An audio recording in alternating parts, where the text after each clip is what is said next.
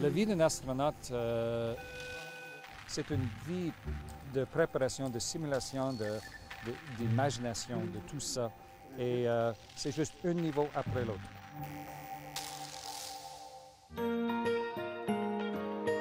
La Cité des Étoiles, près de Moscou en Russie, le cœur, le berceau du programme spatial russe. C'est d'ici que s'est préparé Youri Gagarin pour son premier vol dans l'espace il y a plus d'un demi-siècle. Le centre d'entraînement porte maintenant son nom. Ce centre est devenu, au cours des 3 dernières années, un deuxième domicile pour l'astronaute canadien Chris Hadfield. C'est important pour moi d'être ici et l'histoire a commencé ici à Cité des Étoiles en Russie. Gagarin habitait ici. J'habitais dans le même domicile que Gagarin. Pour Chris Hadfield, cette aventure russe, c'est comme une nouvelle vie, une nouvelle chance de s'envoler dans l'espace près de 12 ans après son dernier vol dans la navette. Cela fait maintenant plus de 3 ans qu'il se prépare pour cette mission. Le plus long vol de sa carrière, 6 mois dans l'espace.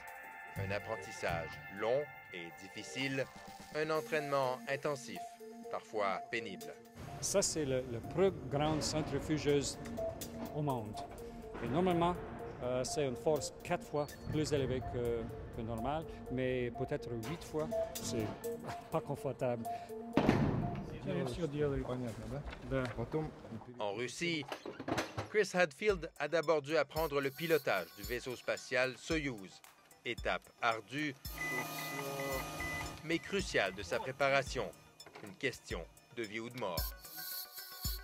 C'est pas un problème de peur, parce qu'après des années, nous avons beaucoup de préparation et nous savons exactement les risques et donc nous sommes bien préparés. Par ici, il y a quelques boutons que je peux choisir s'il y a différents cas d'urgence, mais la dernière, c'est l'entrée dans l'atmosphère, la dernière réserve, mais c'est nécessaire que ça marche. C'est peut-être le dernier bouton de ma vie. La difficulté, bien sûr, c'est que tous ces boutons, toutes ces instructions, tous les enseignements sont en russe. Maîtriser la langue, c'est donc rapidement imposé comme le principal défi. Сейчас я говорю по-русски, поэтому нужно говорить по-русски. Мы знаем, это русский корабль, это не английский, это не французский корабль. Потому наш профессоры, наши учебники, все только по-русски. Но, вы знаете, я не говорю по-русски, я говорю по-союзу. Toute une révolution pour cet ancien pilote de chasse canadien habitué à voir le russe comme l'ennemi.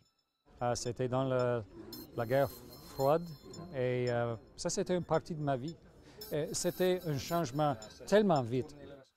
À la Cité des Étoiles, Chris Hadfield a beaucoup appris de la longue tradition russe des vols habités dans l'espace.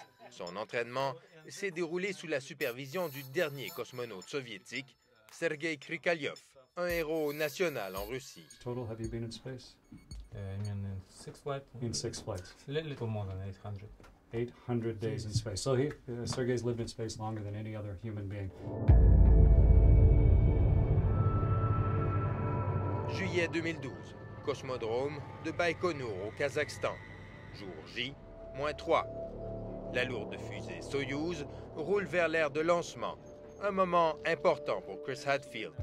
Membre de l'équipage de réserve, il risque de s'envoler 6 mois plus tôt que prévu. Il doit être prêt. Pour lui, c'est également une chance en or de voir de près, en compagnie de l'astronaute David Saint-Jacques, la fameuse fusée conçue il y a plus de 40 ans. Ancienne, mais sécuritaire. Toute la technologie, c'est vieille. C'est juste les applications qui ont changé. Et ce n'est pas nécessaire de tout changer toujours, d'avoir une nouvelle idée chaque lancement. Quand vous avez un produit qui marche très bien, un produit très compliqué comme le Soyouz, c'est bon. Si Chris Hadfield connaît désormais bien la fusée Soyouz, David Saint-Jacques, lui, a encore tout à apprendre. Choisi comme astronaute par l'Agence spatiale canadienne il y a à peine plus de 3 ans, il va encore d'émerveillement en émerveillement. C'est vraiment une chance pour moi d'être ici en même temps que Chris, de pouvoir écouter ses histoires, de pouvoir profiter de ses contacts. Il connaît tous les trucs, connaît toutes les légendes. C'est vraiment extraordinaire d'avoir un mentor comme ça.